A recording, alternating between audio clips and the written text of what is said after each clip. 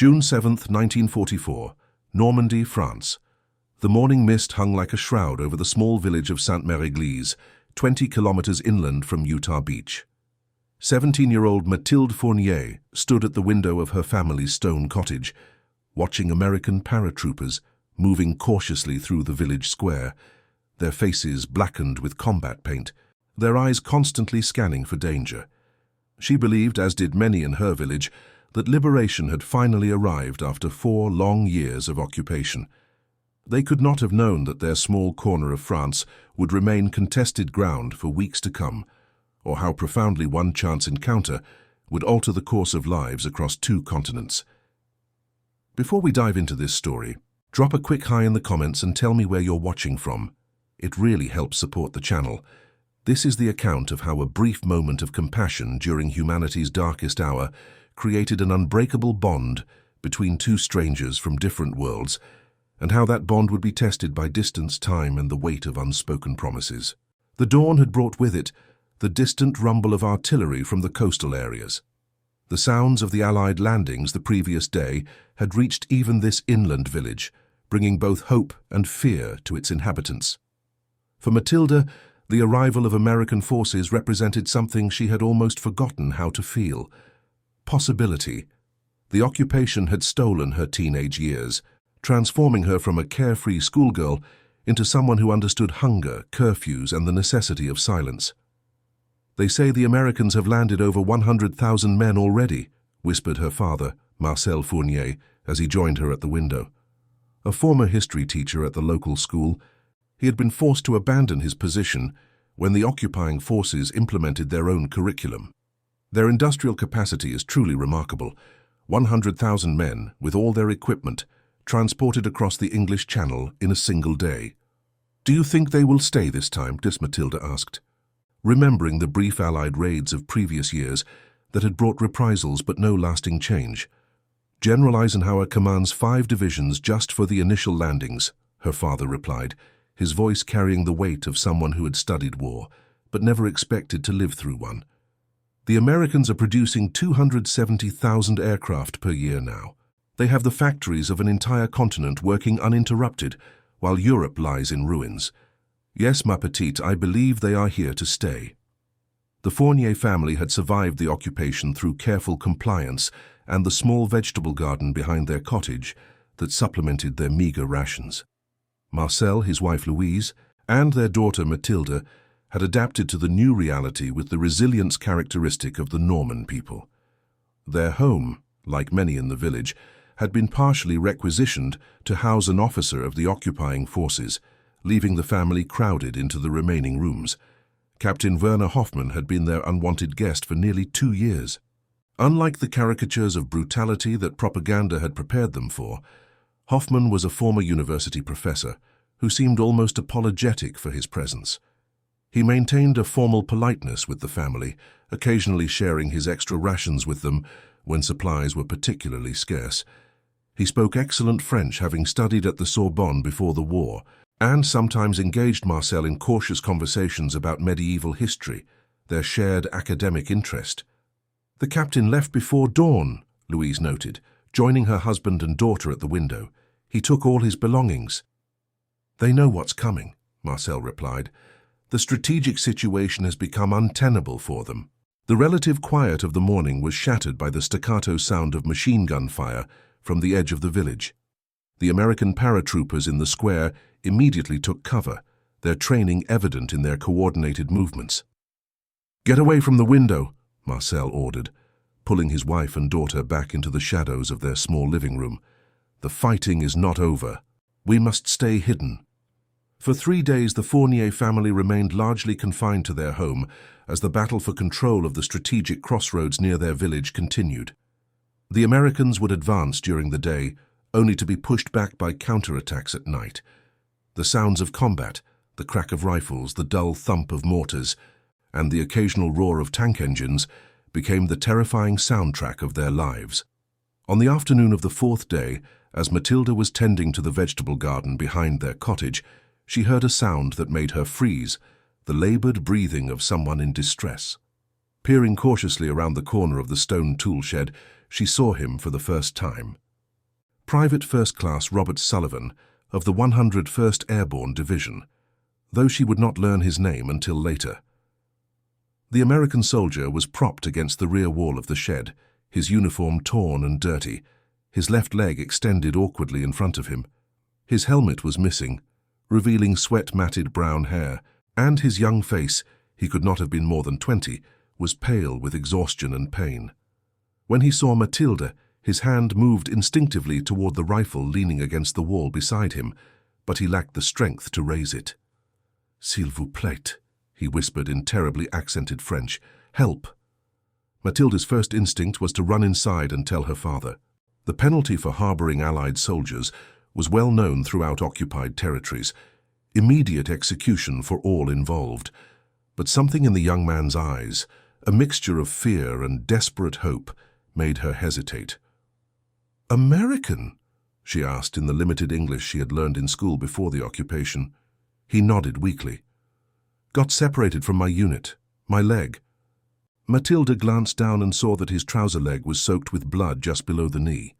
Making a quick decision, she put a finger to her lips in the universal sign for silence, then disappeared into the house. "Papa," she whispered urgently upon finding her father in the small study that had once been Captain Hoffman's room. "There is an American soldier in our garden. He is hurt." Marcel Fournier's face drained of color. "Matilda, you know what this means if he is discovered here. He will die if we do nothing," she interrupted. "And how can we claim to welcome liberation if we turn away those bringing it?" Her father stared at her for a long moment, then nodded slowly. "Your mother must not know." "Not yet. It would worry her too much." He stood and moved to a cabinet, withdrawing a small box of medical supplies they had carefully hoarded. "We will move him to the root cellar. It is the only place that might be safe if the village is searched again." Together, father and daughter hurried to the garden where the American soldier had slipped into semi-consciousness. Marcel checked his wound, a deep gash that appeared to have been caused by shrapnel rather than a bullet. "He has lost blood, but the wound itself is not life-threatening if we can prevent infection," Marcel assessed. "Help me lift him." With considerable effort they half-carried, half-dragged the soldier through the back door of the cottage and down the narrow stairs to the small earthen cellar, where the family stored preserved vegetables and the few bottles of pre-war wine that Marcel had managed to hide when the requisitioning began. "Matilda, fetch water and clean cloths. And clean," Marcel instructed, as he arranged the soldier as comfortably as possible on a makeshift bed of old blankets. "I will see what I can do for his wound." When Matilda returned with the requested items, she found her father examining the soldier's identification tags. "His name is Robert Sullivan," Marcel told her, "from Pennsylvania, according to his documents." "Robert," Matilda repeated softly, kneeling beside the wounded American. His eyes fluttered open at the sound of his name. "Where?" he began, confusion evident in his voice. "You are safe," Matilda assured him in her careful English. "My father and I will help you." Over the next 3 days, the Fournier kept their dangerous secret from everyone, including Louise, who was told that Marcel was using the cellar for special projects that required privacy. Matilda brought food and water to their hidden guest whenever she could do so without arousing suspicion, and Marcel changed the dressings on his wound twice daily. Slowly, Robert regained his strength and lucidity. Matilda found herself spending increasing amounts of time in the cellar, initially to practice her English, but soon because she genuinely enjoyed their conversations. Robert told her about his hometown of Allentown, Pennsylvania, where his father worked in one of the massive steel mills that were now producing materials for the Allied war effort. "My dad says they're making enough steel to build a bridge across the Atlantic," Robert told her with evident pride. 450,000 tons of shipping every month coming out of American yards. That's what's going to win this, you know, not just the fighting. "Your country must be very powerful," Matilda observed, fascinated by these glimpses of a world so different from her own. "It's not just power," Robert replied, wincing slightly as he shifted his injured leg. "It's what we're fighting for. Freedom. The right of people everywhere to live without fear." Matilda thought about this as she helped him sip water from a chipped cup. "We had forgotten what that felt like," she admitted. To live without fear. On the 6th day of Robert's stay in the Fournier cellar, the situation in the village changed dramatically. A convoy of American tanks and transport vehicles rolled through the main street, accompanied by hundreds of infantry troops. The German forces that had been contesting the area had finally withdrawn, unable to maintain their position against the overwhelming American numerical advantage. Marcel came down to the cellar, his face alight with cautious optimism. "The village is secure," he told Robert. "Your countrymen have established a field hospital in the school.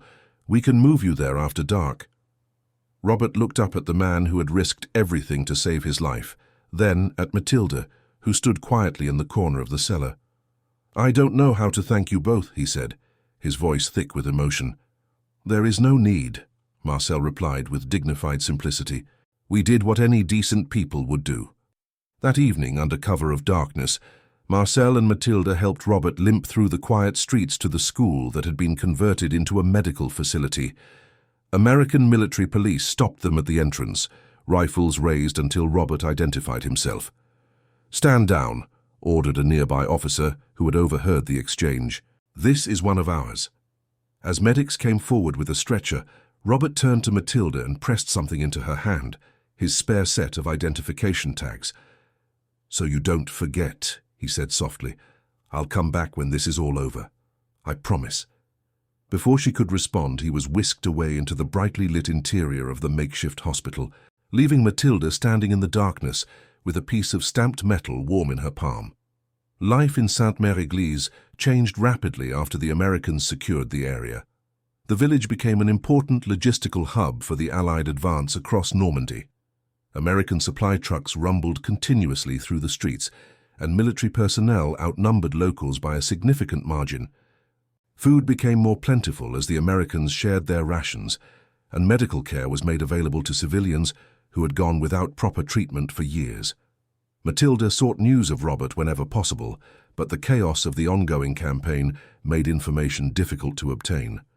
Finally, 3 weeks after leaving him at the field hospital, she learned from a sympathetic American medical officer that Private Sullivan had been evacuated to England, along with hundreds of other wounded soldiers. His injury wasn't critical, the officer assured her in response to her poorly concealed concern. Standard procedure is to clear the field hospitals for new casualties. He's probably already writing letters home about the pretty French girl who saved him. Matilda blushed at the comment, but was relieved to know that Robert was safe. She wore his identification tags on a string around her neck, hidden beneath her clothing, a secret talisman of hope in a world still dominated by uncertainty. As the Allied forces pushed eastward toward Paris and beyond, Sainte-Mère-Église began the process of recovery. Marcel was reinstated as a teacher at the local school, and Louise took charge of distributing food aid to families most affected by the occupation. Matilda, now 18, volunteered as a translator for the American civil affairs officers who remained in the village, her English improving rapidly through daily practice. "You have quite a talent for languages," observed Captain James Wilson, the officer responsible for coordinating between military and civilian authorities. "Have you considered continuing your education when the universities reopen?" Matilda had indeed thought about it. Before the war, she had dreamed of attending the Sorbonne in Paris, perhaps studying literature or languages. But 4 years of occupation had taught her to focus on immediate needs rather than distant aspirations. "Perhaps," she replied non-committally. "There is much to be done here first. The American government is establishing scholarship programs for students in liberated areas," Captain Wilson told her. "Someone with your skills would be an excellent candidate." The conversation planted a seed in Matilda's mind, one that would grow alongside her memories of the wounded soldier who had promised to return. The war in Europe ended in May 1945 with the unconditional surrender of Germany. Celebrations erupted across France, none more joyous than in the villages of Normandy, where the liberation had begun almost a year earlier. The Fournier family joined their neighbors in the village square, where Marcel gave an impromptu speech about resilience and renewal that moved many to tears. Matilda, however, found herself scanning the faces in the crowd, irrationally hoping to see the one she had thought about nearly every day since their brief encounter. Robert Sullivan had not returned as promised, But she had not truly expected him to. War created many such unfulfilled promises, she understood. Men said what they needed to in moments of extreme emotion, and then life, if they were fortunate enough to retain it, carried them in different directions. In the autumn of 1945, Mathilde was accepted into the University of Paris with a scholarship specifically designated for students from areas most affected by the conflict.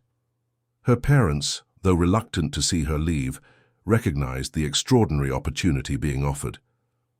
"Your mother and I always knew you were destined for more than this village," Marcel told her the night before her departure. "The war delayed your journey, but it could not prevent it." Mathilde fingered the identification tag she still wore beneath her blouse. "Do you think he survived?" she asked, not needing to specify who she meant. Her father placed a gentle hand on her shoulder. "The Americans lost over 100,000 men in the European theater," he said, ever the history teacher even in emotional moments.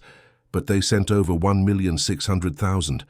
The odds favor his survival." "I should not still think of him," she confessed. "It was such a brief time." "Some connections defy logical explanation," her father replied. "You saved his life. Such a bond is not easily forgotten, no matter the distance or time that follows." The next 4 years transformed Mathilde from a village girl marked by deprivation into a poised, educated young woman with promising prospects. She excelled in her studies of English and American literature, writing her thesis on the works of Ernest Hemingway, particularly those dealing with war and its aftermath. Her professors encouraged her to consider graduate studies, perhaps even in America. It was during her final semester in the spring of 1949 that she received the letter from her mother that would change everything. "My dearest Mathilde, the most extraordinary thing has happened. An American came to the village yesterday asking questions about our family. When your father heard the name, Robert Sullivan, he nearly dropped the glass he was holding. The American is staying at the new hotel in the square. Your father thinks you should know." Mathilde read the letter 3 times in rapid succession, her heart racing. 5 years had passed since she had helped the wounded soldier in her family's cellar. 5 years during which she had gradually accepted that his promise to return had been nothing more than the grateful words of a man who thought he might be dying. She immediately requested a leave of absence from her studies, citing a family emergency. The next morning she boarded a train from Paris to Carentan, the nearest station to her village, her thoughts in such turmoil that she barely noticed the 5-hour journey. Marcel met her at the station, his face betraying a mixture of happiness at seeing his daughter and concern about the reason for her sudden return. "Is it really him?" she asked without preamble as they walked toward the waiting bicycle cart. "It appears to be," her father confirmed, "though he is changed as we all are. The war left its marks on everyone who lived through it." "What does he want?" Mathilde pressed, trying to control the tremor in her voice. "That, ma petite, is something you will need to discover for yourself. He has asked to speak with you. I told him you were in Paris, but that I would contact you." The journey from the station to the village seemed interminable to Mathilde, though it was a route she had traveled countless times. When they finally arrived at the family cottage, she went immediately to her old room to freshen up after the long train ride, changing from her travel clothes into a simple but elegant dress that reflected her new Parisian sophistication. "He is staying at the Hôtel de la Paix," her father told her when she re-emerged. "Your mother and I thought perhaps you would prefer to meet him there in a public place." Mathilde nodded gratefully. The idea of seeing Robert again after all this time was sufficiently overwhelming without the added pressure of doing so under her parents' watchful eyes. The Hôtel de la Paix was a new establishment, built where a row of shops had stood before being destroyed in the fighting of June 1944. It was modest by Parisian standards, but represented a significant step forward in the village's recovery, a place designed for visitors rather than soldiers, for commerce rather than conflict. Mathilde paused outside the entrance, gathering her courage. She had imagined this moment in various forms over the years, but now that it had arrived, she found herself unexpectedly nervous. What if he didn't remember her as clearly as she remembered him? What if the connection she had felt existed only in her mind? The hotel lobby was small but tastefully decorated, with a reception desk of polished wood and comfortable chairs arranged around low tables. A few people sat reading newspapers or conversing quietly, But Matilda's attention was immediately drawn to the man standing by the window, looking out at the village square. He turned as if sensing her presence, and their eyes met across the room. Robert Sullivan had indeed changed, as her father had warned. The boyish soldier of 20 had become a man approaching 26. His face was leaner, with lines around his eyes that hadn't been there before, and he carried himself with a different kind of confidence. Not the brash assurance of youth, but the measured poise of someone who has tested his limits and survived.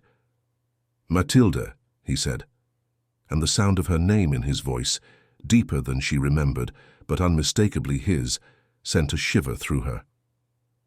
"Robert," she replied, her careful English pronunciation a point of pride after 4 years of dedicated study. "You came back. I promised I would," he said simply, crossing the space between them. He stopped a respectful distance away, studying her face as if trying to reconcile his memories with the woman who stood before him. "You look different, but your eyes are the same."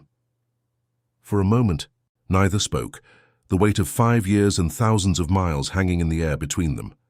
Then, simultaneously, they both began to laugh, a release of tension that broke through the awkwardness of their reunion.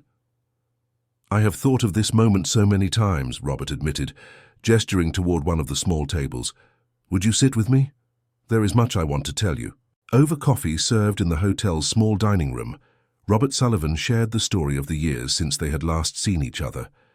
After being evacuated to England, he had spent 3 months in a military hospital before being deemed fit to return to duty, not on the front lines but as part of a logistical support unit in the newly liberated Paris. "I tried to find you," he told Matilda, his fingers nervously turning his coffee cup. "I made it back to your village in September of 44, but your neighbors said you were all staying with relatives in Caen, while your father helped re-establish the school system there." "We were," Matilda confirmed, remembering the 6 months her family had spent in the bombed-out city, where Marcel's educational expertise had been desperately needed. "If only you had left a message." "I did," Robert replied with a rueful smile, "with an elderly couple next door to your house. I suppose it never reached you." The war had continued, and Robert had been sent back to America in early 1945 as part of the reorganization of forces for the anticipated invasion of Japan. When that invasion became unnecessary following the events of August 1945, he had been discharged and returned to Pennsylvania. "I tried to put France behind me," he confessed. "I went back to work at the steel mill with my father. I even got engaged to a girl I had known before the war." Matilda felt a sharp pang at this revelation, though she had no right to such feelings. "You are married, then?" she asked, struggling to keep her voice neutral. "No," Robert replied, meeting her eyes directly. "Margaret and I realized we had both changed too much. The engagement lasted 6 months before we both acknowledged it was a mistake." He had remained in Allentown for 3 years, working and saving money while taking night classes at a local college under the GI Bill, the American government's program to provide education for returning servicemen. "But I couldn't settle," he continued. "Something kept pulling me back to Europe, to Normandy." He paused, seeming to choose his next words carefully. "To you, Matilda." She looked down at her coffee, her heart beating rapidly. "You could not have known if I would even remember you." In response, Robert reached into his shirt and withdrew a set of identification tags identical to the ones Matilda still kept in her purse, having removed them from around her neck only when she learned of his arrival. "I gave you mine," he said quietly. "I've carried yours in my thoughts every day since."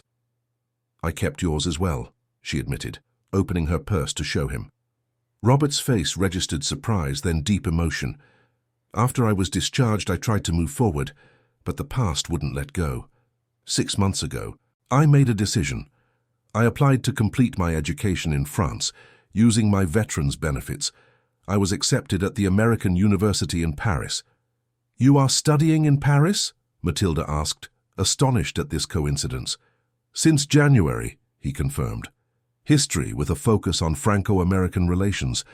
My professor was quite impressed when I told him I had personal experience with the Norman people during the liberation." His expression grew more serious. "Once I was settled, I knew I had to find you. To thank you properly for what you and your father did, and to see if—" He stopped, suddenly uncertain. "If what?" Matilda prompted gently. "If the connection I felt was real, or just the gratitude of a scared kid who thought he might die far from home." The directness of his statement left Matilda momentarily speechless. In America, perhaps, people spoke so openly about their feelings, but such frankness was not common in her experience. "And now that you are here," she asked, finding her voice, "what do you think?" Robert's gaze was unwavering. "I think that some things cannot be explained by circumstance alone. I've traveled 4,000 miles and waited 5 years to discover if I was a fool for believing that." "You are staying in Paris, then?" Matilda asked, deflecting the emotional weight of his words. "For at least another year, yes. My program ends next spring." He hesitated. "Your father mentioned you are studying at the Sorbonne." "English and American literature," she confirmed. "I complete my degree this summer." A tentative smile crossed Robert's face. "Then we are both in Paris. The city is not so large that two people cannot occasionally meet for coffee, perhaps."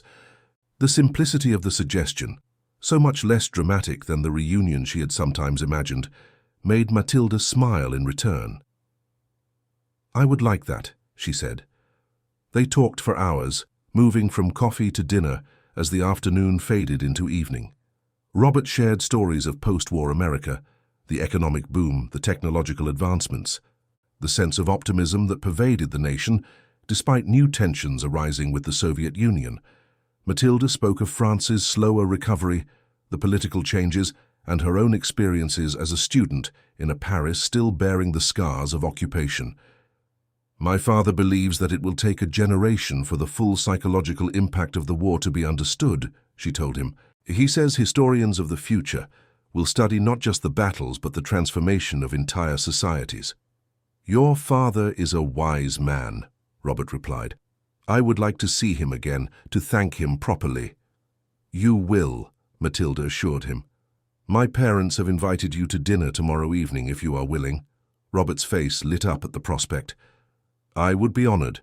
As they prepared to part for the evening, standing in the quiet village square now illuminated by recently installed electric street lamps, Robert reached for Matilda's hand. "There is something I have carried with me since that week in your cellar," he said, his voice low. "A question I never had the chance to ask." Matilda looked up at him, at this man who had traveled across an ocean to find her again. "What question? Why did you help me? You risked everything, your safety, your family's lives. You didn't know me." Matilda considered the question, one she had asked herself many times over the years. "Because in that moment you were not a soldier or an American or a stranger," she finally replied. "You were simply a person who needed help, and helping you meant believing in something beyond fear." Robert's hand tightened around hers. "I've never forgotten that lesson. It changed everything for me.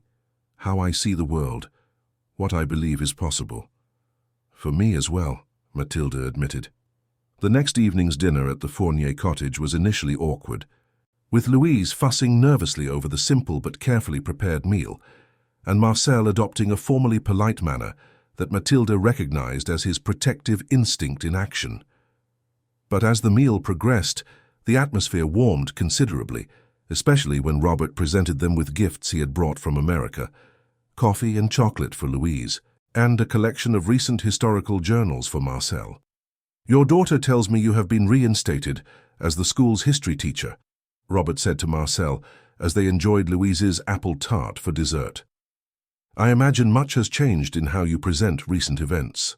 "Indeed," Marcel replied, warming to a subject dear to his heart. "The challenge is to balance truth with healing. The children in my classroom now were born during the occupation. They have known nothing but conflict and its aftermath. They deserve to understand what happened without inheriting all of our generation's trauma." The conversation continued long after the dishes had been cleared, ranging from educational approaches to reconstruction efforts to cultural exchange between America and Europe. Robert spoke of the Marshall Plan, the American initiative providing over $12 billion in economic assistance to Western Europe, with the enthusiasm of someone who believed deeply in the possibility of international cooperation. "My father's steel mill now produces materials for rebuilding European infrastructure rather than tanks and ships," he explained. He says it's the first time in his career that he truly knows his work is creating something positive. As the evening drew to a close, Marcel invited Robert to join him for a nightcap of pre-war cognac that he had managed to preserve throughout the occupation.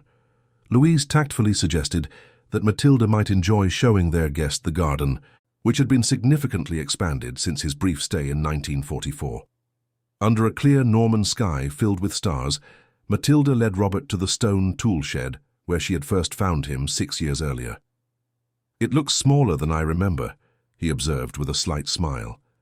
"Everything does when we revisit the scenes of our most intense memories," Matilda replied. She turned to face him directly. "Robert, why did you really come back? The truth, please." He looked down at her in the moonlight, his expression serious. "Because not a day has passed that I haven't thought about you. Because I needed to know if the person who has lived in my memory all these years was real, or just a creation of extraordinary circumstances." "And," she prompted softly, "the real Matilda is far more remarkable than my memories," he answered, his voice husky with emotion. Slowly giving her every opportunity to step away, he leaned down and kissed her, a gentle, questioning kiss that nevertheless carried the weight of years of wondering and waiting. When they returned to the house, flushed and slightly breathless, Marcel pretended not to notice, but Louise's knowing smile indicated that little had escaped her maternal perception. "You will return to Paris tomorrow?" Marcel asked Robert as they said their goodbyes. "Yes, sir. My classes resume on Monday." Marcel nodded thoughtfully, "And Matilda returns to her studies as well. Paris is a city of great opportunity for young people with education and ambition." "It is," Robert agreed, understanding the unspoken question in the older man's statement. "I assure you, sir, my intentions toward your daughter are honorable. I have waited too long to find her again to risk losing her through hasty or inappropriate actions." Marcel's expression softened. "Good. She has worked very hard to create a future for herself. That future must come first." "I completely agree," Robert said firmly. The following morning, Matilda and Robert boarded the train to Paris together, beginning a new chapter that neither had dared to imagine was possible. Over the next year, as they completed their respective degrees, they explored the City of Light together, discovering shared interests and navigating cultural differences with mutual respect and growing affection. Robert introduced Matilda to American jazz at small clubs in Saint-Germain-des-Prés, while she guided him through the literary haunts of Hemingway and Fitzgerald.